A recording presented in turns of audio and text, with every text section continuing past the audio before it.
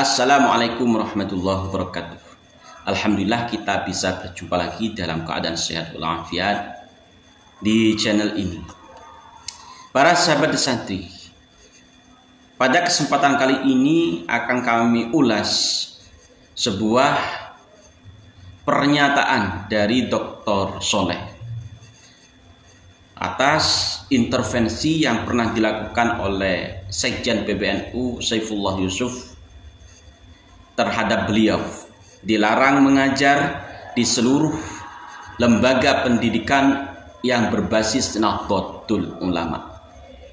Dan selain hal tersebut, adanya berita yang diungkit kembali tentang hal pribadi beliau, yakni terkait bahwa beliau Dr. Soleh pernah dipenjara karena kasus asusila.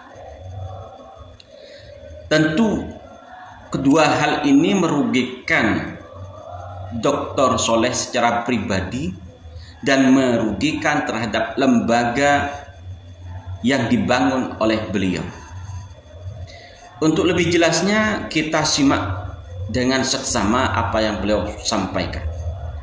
Assalamualaikum, selamat pagi, salam jalan terjal. Ya, 1-2 hari ini saya mantau luar biasa medsos, platform TikTok saya. Ada lonjakan dalam waktu 12 jam, hampir 50.000 lebih. Luar biasa ini. Yang pertama. Yang kedua, saya membaca semua rilis yang dikeluarkan oleh Sekjen PBNU Saifullah Yusuf, dan saya semua baca, kemudian saya bandingkan dengan video asli di YouTube-nya Pada Suka.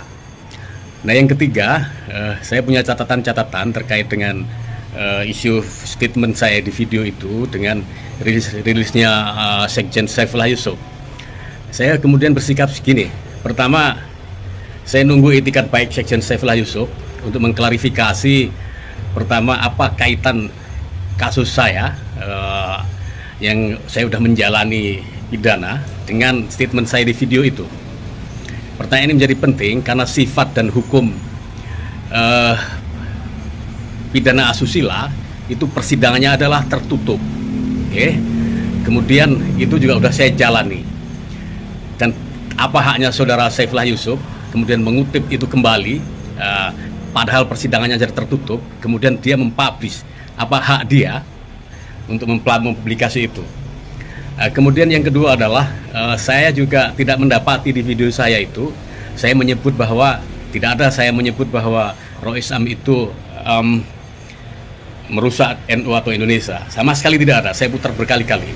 Jadi dari isi dua hal itu saya menunggu etikat baik Sekjen PBNU sebagai pribadi maupun sebagai pejabat di PBNU untuk memberikan klarifikasi.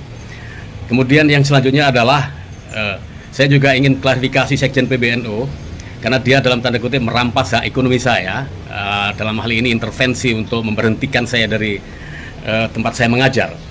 Nah, 3 hal itu saya akan mendiskusikan dengan tim-tim yang ada di saya untuk bicara lebih jauh.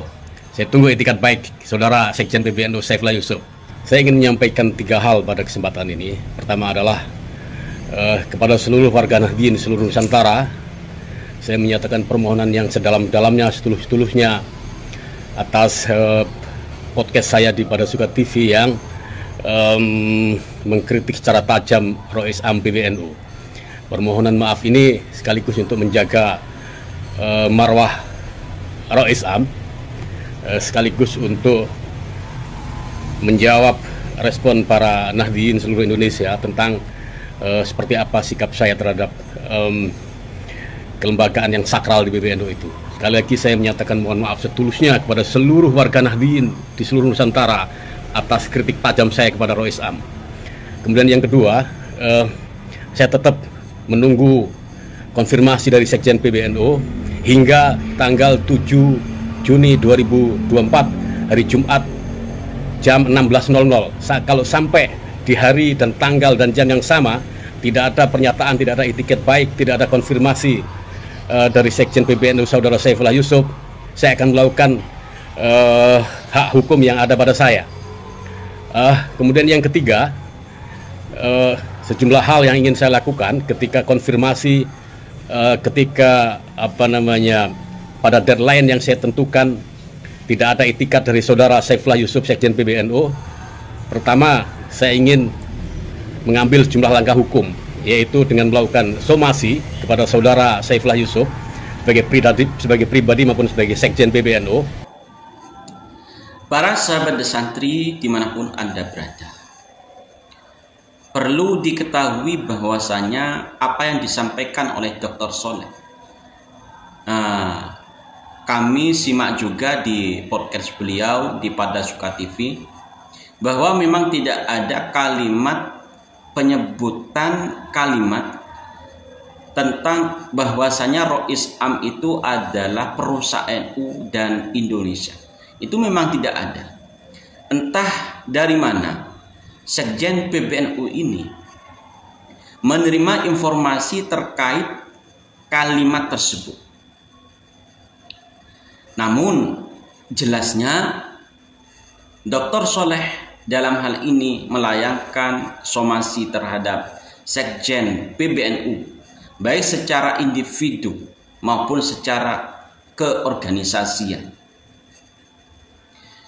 Maka dalam hal ini Dr. Soleh menunggu iktikat baik dari Sekjen PBNU tersebut untuk mengklarifikasi pernyataannya, mengklarifikasi kesalahan-kesalahan dalam pernyataannya. Dan kalau melihat dari tanggal yang diajukan oleh Dr. Soleh, maka tentu hari ini sudah tanggal 9 Juni. Sedangkan yang dilayangkan, tanggal yang ditetapkan oleh Dr. Soleh adalah tanggal 7 Juni 2024. Sekarang tanggal 9 Juni 2024. Jadi sudah lewat 2 hari. Apakah ada klarifikasi dari Sekjen PBNU Saifullah Yusuf tersebut? Ataukah belum ada? Kita masih menunggu berita selanjutnya terkait intervensi terhadap Dr. Soleh dan somasi terhadap Sekjen PBNU Saifullah Yusuf. Tentu ini merupakan buntut dari polemik yang berkepanjangan yang tidak diurus oleh PBNU, yang dibiarkan oleh PBNU.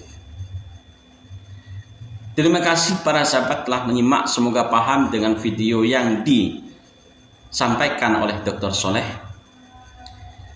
dan semoga kita semua dalam keadaan baik-baik saja. Salam NKRI, harga mati. Assalamualaikum warahmatullahi wabarakatuh.